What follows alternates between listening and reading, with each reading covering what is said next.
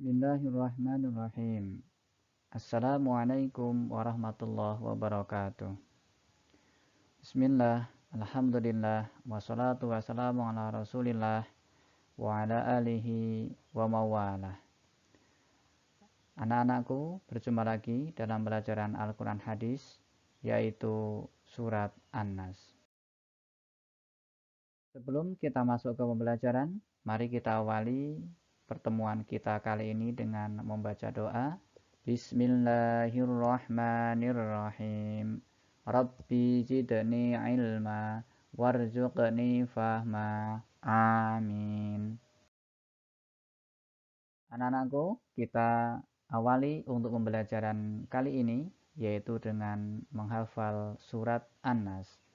Kita menghafal ayat-ayatnya terlebih dahulu, nanti baru kita sambung menghafal ayat dan artinya. Kita ulang, kita awali untuk menghafal surat An-Nas.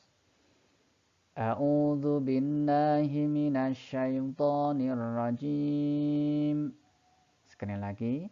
A'udzu billahi minasyaitonir rajim. Bismillahirrahmanirrahim. Bismillahirrahmanirrahim. Bismillahirrahmanirrahim. Ayat yang pertama, Qul a'udzu birabbin nas. Qul a'udzu birabbin nas. Qul a'udzu birabbin nas. Ayat yang kedua, Malikin nas. Malikin nas. Malikin nas. Ingat, ma di sini dibaca pendek. Jadi Malikin nas. Ayat ketiga, naik nadanya, Ilahin nas. Ilahin nas. Ilahin nas. Ayat yang keempat, min syarril waswasil khannas. Min syarril waswasil khannas. Min syarril waswasil khannas. Ayat yang kelima, alladzi yuwaswisu fi sudurin nas. Alladzi yuwaswisu fi sudurin nas. Alladzi yuwaswisu fi sudurin nas. Ayat yang keenam, minal jinnati wan nas. Minal jinnati wan nas. Minal jinnati wan nas. Sekarang kita akan menghafal artinya dari surat An-Nas. A'udzu billahi minasyaitonir rajim. Artinya, aku berlindung kepada Allah dari godaan syaitan yang terkutuk. Ulangi, aku berlindung kepada Allah dari godaan syaitan yang terkutuk. Bismillahirrahmanirrahim. Artinya, dengan nama Allah yang maha pengasih lagi maha penyayang.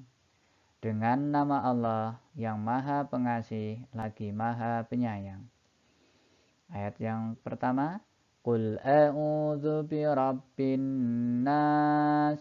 Katakanlah, aku berlindung kepada Tuhan manusia. Katakanlah, aku berlindung kepada Tuhan manusia. Katakanlah, aku berlindung kepada Tuhan manusia. Malikin nas, raja manusia. Raja manusia. Raja manusia. Ilahin nas, sesembahan manusia. Sesembahan manusia. Sesembahan manusia.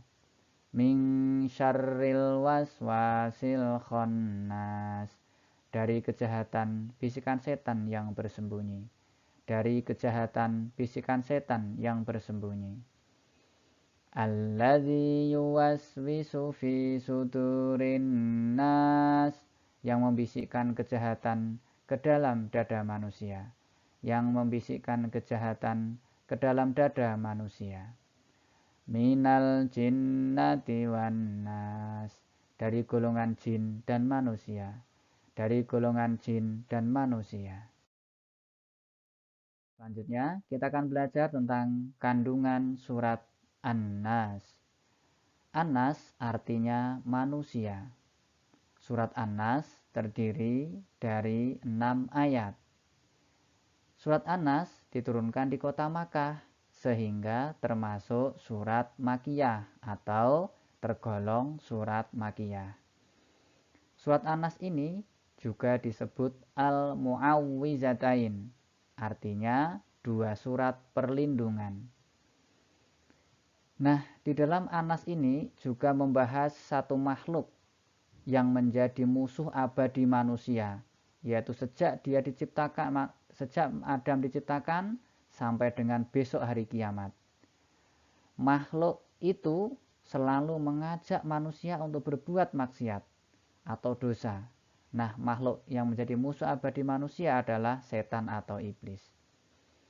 Setan memusuhi manusia ini sejak zaman Nabi Adam diciptakan, yaitu ketika setan dikeluarkan Allah dari surga karena setan membangkang perintah Allah dan memiliki sifat sombong.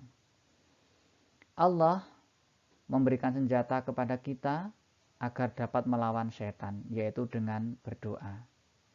Nah, setan ada 2 jenis, yaitu yang pertama setan dari jenis iblis, yang kedua setan dari jenis manusia.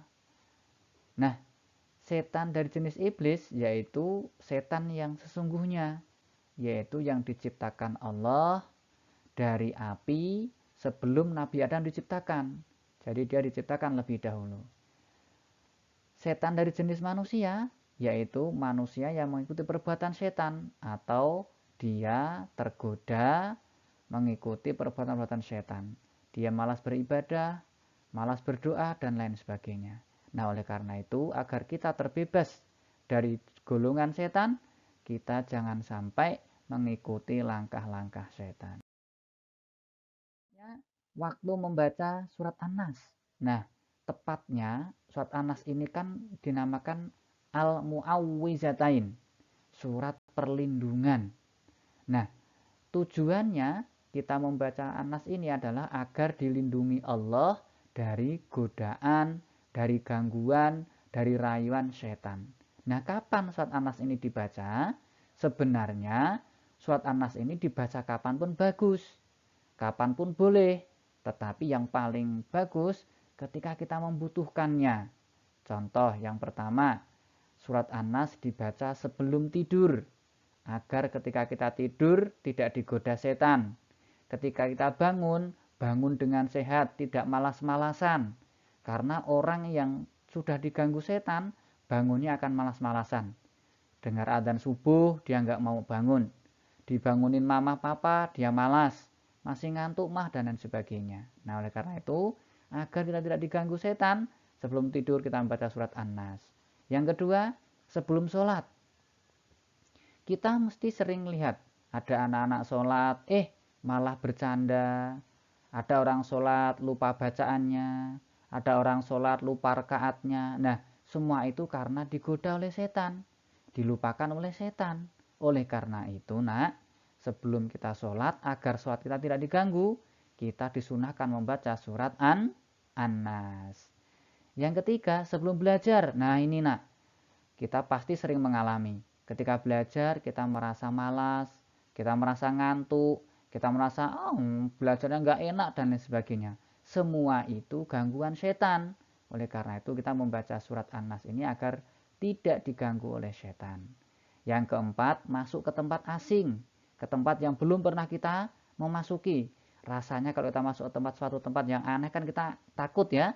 Nah, maka kita membaca surat An-Nas. Insya Allah setan akan dijauhkan dari kita. Nah, anak-anak, pelajaran sudah selesai materinya. Selanjutnya kita akan berlatih menjawab pertanyaannya. Pertanyaannya bagaimana Yanda? Yaitu tugas di rumah, dikerjakan di dalam kertas yang telah dibagi oleh Yanda, dikumpulkanlah ini tugasnya. Insya Allah nanti akan dibagi lewat Yanda atau Bunda Wali kelas masing-masing. Waktunya selesai. Mari kita akhiri pelajaran kita ini dengan membaca hamdalah bersama. Alhamdulillahirrabbilalamin. Assalamualaikum warahmatullahi wabarakatuh.